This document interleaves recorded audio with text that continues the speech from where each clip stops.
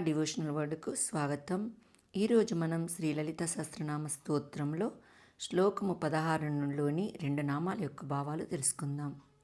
ఇది 16వ శ్లోకము.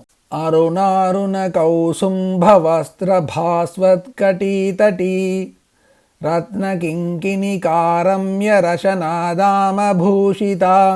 ఈ శ్లోకంలోని మొదటి నామము అరుణారుణ కౌసుంభ వస్త్ర భాస్వత్కటీతటీ. ఇది 16 అక్షరాల నామము. ఈ నామంతో అమ్మవారికి నమస్కరించినప్పుడు అరుణారుణ కౌసుంభ వస్త్ర భాస్వత్కటీతట్యై నమః అని చెప్పాలి. అరుణారుణ ఉదయ సూర్యుని రంగువలే, కౌసుంభ కుంకుమ పువ్వు రంగువలే అగుపడు, వస్త్ర అంటే వస్త్రముతో ఉన్న, భాస్వత్కటీతటి అంటే వెలుగొందు కటి ప్రదేశము గలది. ఉదయిస్తున్న సూర్యుని రంగును కుంకుమ రంగును కలిగి మిక్కిలి ఎర్రగా ఉండే వస్త్రముతో ప్రకాశించు కటి ప్రదేశము గలది అమ్మవారు. అమ్మవారికి ఇష్టమైన రంగు ఎరుపు అని దాడిమీ కుసుమ ప్రభ, జపా కుసుమ సంకాశ, మందార కుసుమ ప్రియ అనే ముందు రాబోయే నామాలు తెలుపుతాయి. తాను ఎరుపు, తనకిష్టమైన రంగు ఎరుపు, తాను కట్టిన చీర ఎరుపు. ఇందువల్లనే ధ్యాన శ్లోకం అరుణాం కరుణా తరంగితాక్షీం అని ప్రారంభించబడింది.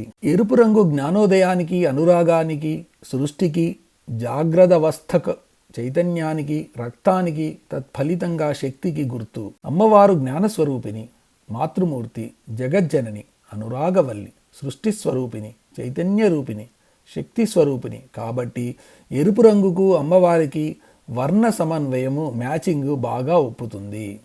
అందుకే ఈ నామాన్ని అరుణ, కౌసుంభ, భాస్వత్ అనే ఎరుపు వెలుగులకు సంబంధించిన 3 పదాలతో కూర్చడం జరిగి ఉండవచ్చు. ఇంకో చోట సర్వారుణ అనే నామం కూడా వస్తుంది.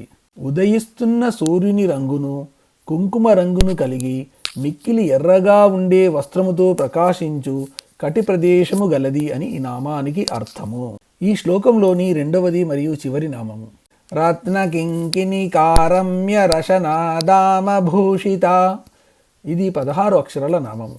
ఈ నామంతో అమ్మవారికి నమస్కరించినప్పుడు రత్నకింకిణి కారమ్య రశనాదామభూషితాయై నమః అని చెప్పాలి. రత్న అంటే రత్నములతో కూడిన, కింకిణిక చెరుగంటలతో, రమ్య అంటే అందమైన, రశనాదామ ఒడ్యానపు త్రాటి చేత, భూషిత అలంకరింపబడినది. అమ్మవారి నడుముకు ఉన్న ఒడ్డానము అంచుల వద్ద చెరుగంటల గజ్జలతోనూ పొదగబడిన రత్నాలతోనూ అత్యంత రమణీయంగా ఉంటుందట. భూమికి భూమధ్య రేఖలాగా, మగవారికి మొలత్రాడులాగా స్త్రీలకు వడ్డానము నడుము చుట్టూరా ఉంటుంది. చీర కుచ్చిళ్ళు బయటకి చెదరకుండా పట్టి ఉంచడమే కాకుండా వడ్డానము స్త్రీల సన్నని నడుముకు శోభను, అందాన్ని చేకూరుస్తుంది. మొత్తం నిలువెత్తు మనిషిని 2 భాగాలుగా మంచి సౌష్ఠవ రీతిలో సర్దుబాటు చేసినట్లుంటుంది. కటి ప్రదేశము తులారాశికి సంబంధించినది. అన్ని రాశులలోకి తులారాశి అందానికి సంబంధించినది. ఆంగ్లంలో ఈ రాశిని లవ్లీ లిబ్రా అంటారు. ఈ రాశికి అధిపతి కూడా శుక్రుడు. శుక్రుడు అంటేనే శుభము అని వేరే చెప్పక్కర్లేదు. కాబట్టి ఈ కటి ప్రదేశ మేఖల అంటే ఒడ్డానము చేత అమ్మవారు మరింత శోభాయమానంగా ఉంటుంది. రత్నాలతోనూ చిరు గజ్జలతోనూ అత్యంత రమణీయంగా ఉండే ఒడ్డానపు త్రాడు కలిగినది అని ఈ నామానికి అర్థము. అమ్మవారిని తెలుసుకోవడం కోసం చేసే ప్రయత్నంలో ఇంతవరకు అమ్మవారి జ్ఞాత భాగము చెప్పబడింది.